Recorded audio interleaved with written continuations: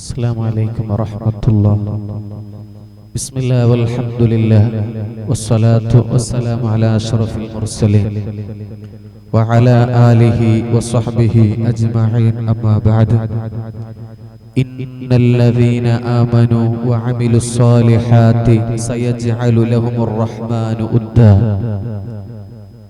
ആദരണീയരായ പണ്ഡിതന്മാരായ ഉസ്താദുമാരെ, ഉമറാക്കളെ, ജമാഅത്ത് കമ്മിറ്റി ഭാരവാഹികളെ, പ്രിയപ്പെട്ട ഉമ്മമാരെ, മുത്തഅല്ലിമീങ്ങളെ, നാട്ടുകാരെ, എല്ലാ വർഷവും ബദ്രിയ ജുമാ മസ്ജിദ് നെക്കിള പഞ്ച നമ്മുടെ ജമാഅത്തിന്റെ കീഴിലായി വാർഷിക സ്വലാത്ത് മജ്ലിസ് നടത്തി വരാറുണ്ട്. എല്ലാ ആഴ്ചകളിലും നടക്കുന്ന സ്വലാത്ത് മജ്ലിസ് മാസത്തിൽ ഒരു തവണ മാസിക സ്വലാത്ത് എന്ന പേരിൽ ക്ലാസോടുകൂടെ നടന്നു വരികയാണ്. ഒരു വർഷമാകുമ്പോ സ്വലാത്ത് വാർഷികം പ്രൗഢമായി സാദാത്തീങ്ങളെ, നല്ല പ്രഭാഷകന്മാരായ പണ്ഡിതന്മാരെ വിളിച്ചു വരുത്തി അവരെ കൊണ്ട് നസീഹത്ത് പറയിപ്പിക്കലും ദുആ ചെയ്യിപ്പിക്കുന്ന മജ്ലിസ് എല്ലാ വർഷം ഈ നാട്ടിൽ നടക്കാറുണ്ട്. അല്ലാഹു ഖിയാമത്ത് നാൾ വരെ നിലനിർത്തി തരുമാറാകട്ടെ. അതോടൊപ്പം നമ്മുടെ ജമാഅത്തിലെ 15 വർഷത്തോളം ഗൗരവാധ്യക്ഷരായി, 15 വർഷം, അതേപോലെ തന്നെ 10ഓളം വർഷം ജമാഅത്തിന്റെ ഖാദിയായി നമുക്ക് നേതൃത്വം നൽകിയ, നമ്മുടെ എല്ലാവരെയും മനസ്സിന്റെ ഉള്ളിൽ കുടിയിരുത്തിയ മഹാനായ താജുൽ ഉലമയുടെ സുപുത്രൻ മർഹൂം ഖുറത്തുസ് സാദാത്ത് കൂറത്തങ്ങൾ ഉസ്താദ് അവിടുത്തെ അനുസ്മരണ വേദിയിലാണ് നാം ഉള്ളത്.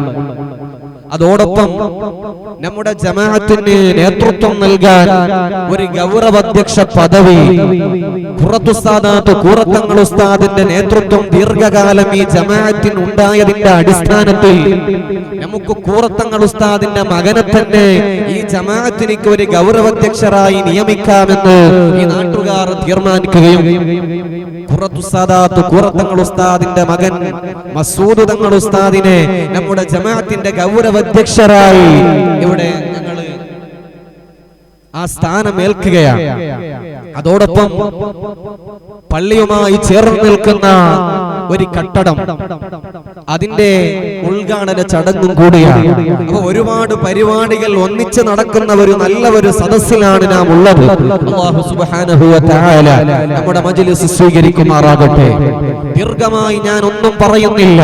നമുക്കിവിടെ ഇന്ന് പ്രൗഢമായ അനുസ്മരണ പ്രഭാഷണം നടത്തി തരാൻ ഉസ്മാൻ ജൗഹരി ഉസ്താദ് നമ്മുടെ സദസ്സിൽ എത്തിയിട്ടുണ്ട്. അല്ലാഹു ആഫിയത്തുള്ള ദീർഘായുസ്സ് നൽകുമാറാകട്ടെ. മസൂദ് തങ്ങൾ ഉസ്താദ് ഏതാനും സമയങ്ങളിൽ ഇവിടെ ഞങ്ങളുടെ മജ്ലിസിലേക്ക് എത്തും. നമ്മുടെ ഇവിടത്തെ സദർ ഉസ്താദ് ഉസ്മാൻ സഖാഫിയുണ്ട്, മുർഷിദ് സഖാഫിയുണ്ട്, അസീസ് സാദിയുണ്ട്, നൂറുദ്ദീൻ സുഹരി അടക്കം ഇവിടെ സദസ്സിൽ ഒരുപാട് ആലിമീങ്ങളും ഉമറാക്കളുമുണ്ട്. ഞാൻ ദീർഘിപ്പിച്ചുകൊണ്ട് പോകുന്നില്ല. എന്റെ ഈമാനുള്ള മുഅ്മിനീങ്ങളെ, സ്വലാത്ത് മജ്ലിസ് ലോകത്തിന്റെ നേതാവ് ഹബീബുൽ വറ മുഹമ്മദ് മുസ്തഫ സല്ലല്ലാഹു അലൈഹി വസല്ലമ തങ്ങളോടുള്ള മഹബ്ബത്തിന്റെ ഭാഗമായി ഈമാനുള്ള മുഅ്മിനായ അടിമകൾ നബി സല്ലല്ലാഹു അലൈഹി വസല്ലമ തങ്ങളോടുള്ള മഹബ്ബത്ത് പ്രകടിപ്പിക്കുകയാണ്.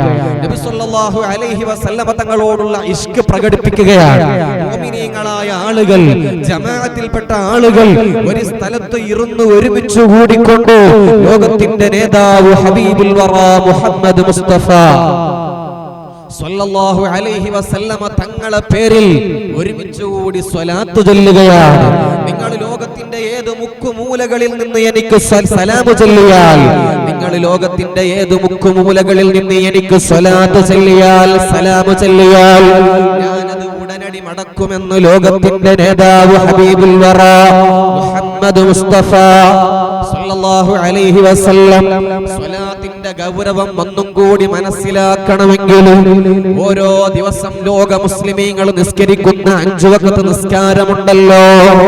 ആ 5 വഖത്ത് നിസ്കാരത്തിൽ ലോകത്തുള്ള ഏതൊരുത്തനെ വിളിച്ചാലും നിസ്കാരം ബാത്തിലാണ്. പക്ഷേ ലോകത്തിന്റെ നേതാവ് ഹബീബുൽ വറ മുഹമ്മദ് മുസ്തഫ സല്ലല്ലാഹു സല്ലല്ലാഹു അലൈഹി വസല്ലമ തങ്ങളെ വിളിച്ചുകൊണ്ട് സലാം പറയാതെ സ്വലാത്ത് ചൊല്ലാതെ ഒരു മനുഷ്യന്റെയും നിസ്കാരം സ്വീകാര്യമല്ല.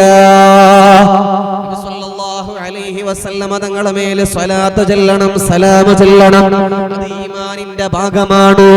മുഅ്മിനീങ്ങളുടെ മജ്ജയിലും മാംസത്തിലും ശരീരത്തിലും അലിഞ്ഞു ചേർന്നതാണ് ലോകത്തിന്റെ നേതാവ് ഹബീബുൽ വറാ മുഹമ്മദ് മുസ്തഫ സല്ലല്ലാഹു അലൈഹി വസല്ലം. പരിശുദ്ധമായ റബീഉൽ അവ്വൽ ഞങ്ങളിലേക്ക് അടുത്തുകൊണ്ടിരിക്കുകയാണ്. റബീഉൽ അവ്വലുമായി ബന്ധപ്പെട്ട് സ്വാഗത സമിതികൾ ഇവിടെ രൂപീകരിച്ചിട്ടുണ്ട്. അതിന്റെ പ്രവർത്തനങ്ങൾ നടന്നുകൊണ്ടിരിക്കുന്നു. ഈ വർഷത്തെ റബീഉൽ അവ്വൽ ഉണ്ടല്ലോ, 1500 വർഷത്തെ പ്രവാചക പൈഗംബർ മുഹമ്മദ് മുസ്തഫ സല്ലല്ലാഹു അലൈഹി വസല്ലമ തങ്ങളുടെ 1500ാമത്തെ ജന്മദിനമാണ് ആചരിക്കുന്നത്. ലോകത്തുള്ള എല്ലാ മുസ്ലിമീങ്ങൾക്കും സന്തോഷമാണ്. ആ ഭാഗത്തേക്ക് ഞാൻ തൽക്കാലം കടന്നു പോകുന്നില്ല. ഇവിടെ അനുസ്മരിക്കുന്നത് നമ്മുടെ ജമാഅത്തിന് നേതൃത്വം നൽകിയ, നൂറുകണക്കിന് മഹല്ലുകൾക്ക് ഖാദിയായി നേതൃത്വം നൽകിയ മഹാനായ ഖുറത്തു സാദാത്ത് ഖുറത്തങ്ങൾ ഉസ്താദിനെ കുറിച്ച് നിങ്ങളോട് കൂടുതൽ ഞാൻ പറഞ്ഞു തരേണ്ടതില്ലല്ലോ. എങ്ങനെയാണ് ഒരു മനുഷ്യൻ തഖ്വയിൽ അധിഷ്ഠിതമായി ജീവിക്കേണ്ടത്? എങ്ങനെയാണ് അല്ലാഹുവിനോടുള്ള ഭയം? എങ്ങനെയാണ് അല്ലാഹുവിനോടുള്ള ഇഖ്ലാസ്? എങ്ങനെയാണ് തവാളു? എങ്ങനെയാണ് ഒരു മുഅ്മിനായ മനുഷ്യൻ ജീവിതത്തിൽ കാണിച്ചു തരേണ്ട എല്ലാ മാർഗങ്ങളും കാണിച്ചു തന്ന നേതൃത്വമാണല്ലോ ഖുറത്തു സാദാത്ത് ഖുറത്തങ്ങൾ ഉസ്താദ്. ഞാൻ വലിയ മുശാവറ പണ്ഡിതനാണ്, ഞാനൊരു ജംഇയ്യത്തുൽ ഉലമയുടെ മെമ്പറാണ്, ഞാനൊരു ബുഖാരി സാദാത്താണ്, നൂറുകണക്കിന് മഹല്ലുകളുടെ ഖാദിയാണ്, ഞാനൊരു പച്ചത്തട്ടമിട്ട് നടക്കുന്ന വലിയ ആളാണ് എന്നൊരു അഹങ്കാരമില്ലാതെ, ഞാനൊരു വലിയവനാണെന്ന ധാരണയില്ലാതെ, ഞാനൊരു സാധാരണക്കാരനായ റബ്ബിന്റെ അടിമയാണെന്ന് ഞങ്ങൾക്ക് കാണിച്ചു തന്ന ഏറ്റവും വലിയ നേതൃത്വമാണല്ലോ ഖുറത്തു സാദാത്ത് ഖുറത്തങ്ങൾ ഉസ്താദ്. അവിടുത്തെ ദറജ നീ ഉയർത്തണേ അല്ലാഹ്. ഒരാള് മഹാനാണെന്ന് നമുക്ക് മനസ്സിലാക്കുന്നത് എങ്ങനെയാണ്? പരിശുദ്ധമായ ഖുർആൻ അവിടുന്ന് പഠിപ്പിക്കുകയാണ്. ഇന്നല്ലദീന ആമനൂ വഅമിലുസ് സ്വാലിഹാത്തി സയജ്അലു ലഹുമുർ റഹ്മാനു ഉദ്ദാ. മുസ്ലിമീങ്ങളെ ഖൽബിന്റെ ഉള്ളിൽ ഒരാളോട് മഹബ്ബത്ത് നിറയുന്നുണ്ടോ? ഒരാളുമായി ഒരു മുഅ്മിനായ ആളുകൾ, മുസ്ലിമായ ആളുകൾ, ലക്ഷക്കണക്കിന് മുസ്ലിമീങ്ങളെ ഖൽബിൽ ഒരാളോട് മഹബ്ബത്ത് വരുന്നുണ്ടോ? സ്നേഹം വരുന്നുണ്ടോ? അയാള് മഹാനാണ്. മഹത്തുക്കളോട് മുഅ്മിനീങ്ങളൊക്കെ ഇഷ്ടം വരുമെന്ന് പരിശുദ്ധമായ ഖുർആനിന്റെ ഈ ആയത്ത് വിശദീകരിച്ചുകൊണ്ട് മുഫസ്സിരീങ്ങൾ പറയുന്നതായി കാണാം. എന്റെ ഈമാനുള്ള മുഅ്മിനീങ്ങളെ, ഉമ്മമാരെ ഞാൻ ചുരുക്കുകയാണ്. ഏതൊരു അമല് ചെയ്യുമ്പോഴും, ഏതൊരു പ്രവർത്തനം ചെയ്യുമ്പോഴും, ഞങ്ങൾ നിസ്കരിക്കുമ്പോഴും, ഇബാദത്ത് ചെയ്യുമ്പോഴും, നോമ്പ് നോക്കുമ്പോഴും, ഏതൊരു കർമ്മം ചെയ്യുമ്പോഴും ഞങ്ങളിൽ ഉണ്ടാകേണ്ട ഒന്നാമത്തെ നിബന്ധന അൽ ഇഖ്ലാസു ഫില്ലാഹ്. അല്ലാഹുവിലുള്ള ഇഖ്ലാസാണ്. അത് വ്യക്തമായി നമുക്ക് കാണിച്ചു തന്ന നേതൃത്വമാണല്ലോ മഹാനായ ഖുറത്തു സാദാത്ത് ഖുറത്തങ്ങൾ ഉസ്താദ്. പള്ളിന്റെ മുറ്റത്ത് ഒരു ജോലി ഉണ്ടെന്ന് പറഞ്ഞ് പള്ളിന്റെ പരിസരത്തേക്ക് വരുമ്പോ വേണ്ടത് ഇഖ്ലാസാണ്. ജമാഅത്തിന് വേണ്ടി പ്രവർത്തിക്കുമ്പോ ഞാനിത് അല്ലാഹുവിന് വേണ്ടി ചെയ്യുന്നതെന്ന ഇഖ്ലാസാണ്. ഒരു മുതഅല്ലിം, ഒരു ഉസ്താദിന് ആലിമീങ്ങൾക്ക് ഖിദ്മത്ത് ചെയ്യുമ്പോ ആ മുതഅല്ലിമിന്റെ ഖൽബിൽ വേണ്ടത് ഇത് ഇലല്ലാഹ് ഇഖ്ലാസാണ്. നോമ്പ് നോക്കുമ്പോ വേണ്ടത് ഇഖ്ലാസാണ്, നിസ്കരിക്കുമ്പോ വേണ്ടത് ഇഖ്ലാസാണ്. ഇഖ്ലാസ് ഇല്ലാത്ത പ്രവർത്തനങ്ങൾ റബ്ബ് സ്വീകരിക്കുന്നതല്ല. ഞാനൊരു സംഭവം പറഞ്ഞുകൊണ്ട് ഞാൻ നിർത്തുകയാണ്. ഇഖ്ലാസിന് എത്ര വലിയ പ്രാധാന്യമുണ്ട്. കാരണം ഇത് ഖുറത്തു സാദാത്ത് മഹാനായ ഖുറത്തങ്ങൾ ഉസ്താദിന്റെ മജ്ലിസായതുകൊണ്ട് ഒരു സംഭവം പറഞ്ഞുകൊണ്ട് ഞാൻ നിർത്തുകയാണ്. ഇഖ്ലാസിൽ അധിഷ്ഠിതമായി അല്ലാഹുവിനെ പേടിച്ച് ഏതൊരു വലിയവനാണെങ്കിൽ അവന്റെ മുന്നിൽ മുട്ടുമടക്കാതെ ദീനിനെ പണയം വെക്കാതെ ഏതൊരു രാഷ്ട്രീയക്കാരന്റെ മുന്നിലോ ഏതൊരു പണക്കാരന്റെ മുന്നിലോ സ്വന്തം ദീനാകുന്ന ആദർശത്തെ പണയം വെക്കാതെ നെഞ്ചുകൂടെ പറഞ്ഞു തന്ന മഹാനായ താജുൽ ഉലമ അതേ പാതയിൽ മുന്നോട്ട് പോയി നമുക്ക് ദീർഘകാലം നേതൃത്വം നൽകിയ ഖുറത്തു സാദാത്ത് ഖുറത്തങ്ങൾ ഉസ്താദ് ഇഖ്ലാസിന്റെ നിറകുടമായിരുന്നു എന്നതിൽ നമുക്കൊരു സംശയവുമില്ല. എൻ്റെ ഈമാനുള്ള മുഅ്മിനീങ്ങളെ, മഹാനായ അബൂ ഹാമിദുൽ ഗസ്സാലി റളിയല്ലാഹു അൻഹു അവിടുത്തെ ഇഹ്യാ ഉലൂമുദ്ദീനിൽ രേഖപ്പെടുത്തുന്നതായി കാണാം. ബനൂ ിൽപ്പെട്ട വലിയ ആബിദായ മനുഷ്യൻ. ആബിദ് എന്ന് പറഞ്ഞാൽ അല്ലാഹുവിന് വേണ്ടി നോമ്പ് നോക്കുന്നു, നിസ്കരിക്കുന്നു, സ്വതക കൊടുക്കുന്നു, സൽക്കർമ്മങ്ങൾ ചെയ്യുന്നു. ആബിദായി ജീവിച്ചിരുന്ന ഒരു വലിയ മഹാനുണ്ടായിരുന്നു. അന്നഹു കാന ഫീ ബനി ഇസ്രായീൽ റജുലുൻ ആബിദുൻ. ആബിദായ ഒരു മനുഷ്യൻ ഉണ്ടായിരുന്നു. ഫജാഅഹു ഖൗമുഹു. അദ്ദേഹത്തിന്റെ അടുത്തേക്ക് അദ്ദേഹത്തിന്റെ സമുദായത്തിൽപ്പെട്ട ഒരു വിഭാഗം ആളുകൾ വരികയാണ്. ആബിദായ മനുഷ്യന്റെ അടുത്തേക്ക് ഒരു വിഭാഗം, ആ നാട്ടിൽപ്പെട്ട ഒരു വിഭാഗം ആളുകൾ ആബിദായ മനുഷ്യന്റെ അടുത്തേക്ക് വന്നുകൊണ്ട് പറയുകയാണ്, അല്ലയോ മഹാനവറുകളെ, ഞങ്ങളുടെ നാട്ടിൽ ഒരു വിഭാഗം ആളുകളുണ്ട്. യഅബുദൂന ശജറതൻ. ഇന്നാലിന്ന നാട്ടിൽ നിൽക്കുന്ന, പ്രദേശത്ത് നിൽക്കുന്ന ഒരു മരത്തിനെ ആരാധിക്കുന്ന ഒരു വിഭാഗം ആളുകൾ ഞങ്ങളുടെ നാട്ടിലുണ്ടെന്ന്. ദീർഘകാലം അല്ലാഹുവിന് വേണ്ടി നോമ്പ് നോക്കിയ, ഇബാദത്ത് ചെയ്ത, സ്വതക കൊടുത്ത, നോമ്പ് നോക്കിയ, രാത്രി നിസ്കരിച്ച ആബിദായ മനുഷ്യന്റെ മുമ്പിൽ വന്ന് നാട്ടുകാരാകുന്നവര് സംഘം പറയുന്നു, ഇവിടെ ഒരു മരമുണ്ട്, ആ മരത്തിന്റെ ചുവട്ടിൽ ഇരുന്നു കൊണ്ട് പലരും ഇബാദത്ത് ചെയ്യുന്നുണ്ട്, ആരാധനാ കർമ്മം നടത്തുന്നുണ്ടെന്ന് പറഞ്ഞപ്പോ ആബിദായ മനുഷ്യനിക്ക് ദ്വേഷം വരികയാണ്. മുസ്ലിമീങ്ങളായ ആളുകൾ മരത്തിനിക്ക് ആരാധിക്കുകയാണോ? അല്ലാഹു അല്ലാത്ത ബിംബത്തെയാകുന്ന ബിംബമാക്കിക്കൊണ്ട് മരത്തെ ആരാധിക്കുകയാണോ? ോടുകൂടെ വീട്ടിൽ നിന്ന് പുറപ്പെടുകയാണ്. വീട്ടിൽ നിന്ന് പുറപ്പെടുമ്പോ ഒരു കൊടാലിയും പിടിക്കുന്നു. മരത്തെ കഷ്ണിച്ചെടുക്കാൻ, മുറിച്ചെടുക്കാൻ വേണ്ടി കൊടലിയുമായി ആ മരത്തെ മുറിച്ചു മാറ്റാൻ വേണ്ടി ധൃതിയിൽ കടന്നു പോകുമ്പോ വഴിയിൽ ഒരാള് തടസ്സപ്പെടുത്തുന്നു. എവിടേക്കാണ് പോകുന്നത്? ഞാനതാ ഇന്നാലിന്ന സ്ഥലത്തൊരു മരമുണ്ട്, ആ മരത്തിനെ പലരും ആരാധിക്കുന്നുണ്ട്, അല്ലാഹു അല്ലാത്തവരെ ആരാധ്യനില്ല, ഞാനതിനെ മുറിച്ചു മാറ്റുമെന്ന് പറഞ്ഞുകൊണ്ട് ഒരു കൊടലിയുമായി ഓടിപ്പോകുമ്പോ ഒരു വൃദ്ധനായ, ഒരു വേഷത്തിലുള്ള ഒരു മനുഷ്യൻ വന്നുകൊണ്ട് പറയുന്നില്ല, ആ മരത്തെ നിങ്ങളെ മുറിച്ചു മാറ്റാൻ ഞാൻ സമ്മതിക്കില്ല. വന്നത് ഇബ്ലീസുൽ ലഈൻ. പക്ഷേ വന്നത് മനുഷ്യകോലത്തിലാണ്. മനുഷ്യകോലത്തിൽ വന്നുകൊണ്ട് പറയുന്നു, ആ മരത്തെ മുറിച്ചു മാറ്റാൻ ഞാൻ സമ്മതിക്കില്ല. ആബിദായ മനുഷ്യനിക്ക് അത് ഇബ്ലീസ് എന്നറിഞ്ഞിട്ടില്ല. ഒരു വയസ്സായ വൃദ്ധന്റെ ശൈഖിന്റെ രൂപത്തിൽ വന്ന് മരത്തെ മുറിക്കാൻ ഞാൻ സമ്മതിക്കില്ലെന്ന് പറഞ്ഞപ്പോ രണ്ടാളും തല്ലുകൂടുന്നു. ആബിദായ മനുഷ്യൻ ഈ വയസ്സായ വൃദ്ധനെ അടിച്ചുകൊണ്ട് നിലത്തിടുന്നു. നെഞ്ഞിന്റെ മുകളിൽ ഇരിക്കുന്നു, ശരീരത്തിലേക്ക് ഇടിക്കുന്നു. പുറപ്പെട്ടു പോകുന്നു കൊടലിയുമായി. വളരെ ധൃതിയിൽ കടന്നു പോകുന്നു. മരത്തിനെ മുറിച്ചു മാറ്റുമെന്ന് വീണ്ടും ഈ വൃദ്ധന്റെ രൂപത്തിലുള്ള ശൈഖാകുന്ന ഇബ്ലീസ് വീണ്ടും വന്ന് തടസ്സപ്പെടുത്തുന്നു. നിങ്ങൾക്ക് തന്നെ മുറിക്കണോ? ആ മരം മുറിക്കാൻ വേറെ ആരെങ്കിലും ഉണ്ടാകില്ല, നിങ്ങൾ മുറിക്കരുത്, നിങ്ങളെ മുറിക്കാൻ ഞാൻ അനുവദിക്കില്ല.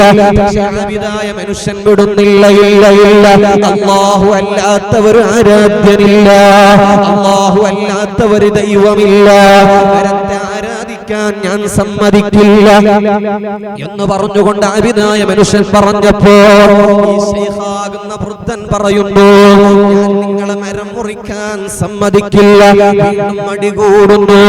ആബിദായ മനുഷ്യൻ ഈ ശൈഖിനെ ഇടിച്ച് നിലത്തിടുന്നു. നെഞ്ഞിന്റെ മുകളിൽ കയറിയിരിക്കുന്നു.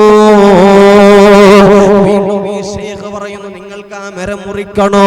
എന്തിന് നിങ്ങൾ ആ മരം മുറിക്കണം? നിങ്ങളൊരു ആബിദായ മനുഷ്യനല്ലേ? നിങ്ങൾ അല്ലാഹുവിനെ നിസ്കരിച്ചു നോമ്പ് നോക്കി ഇബാദത്ത് ചെയ്തിരുന്നാ പോരെ?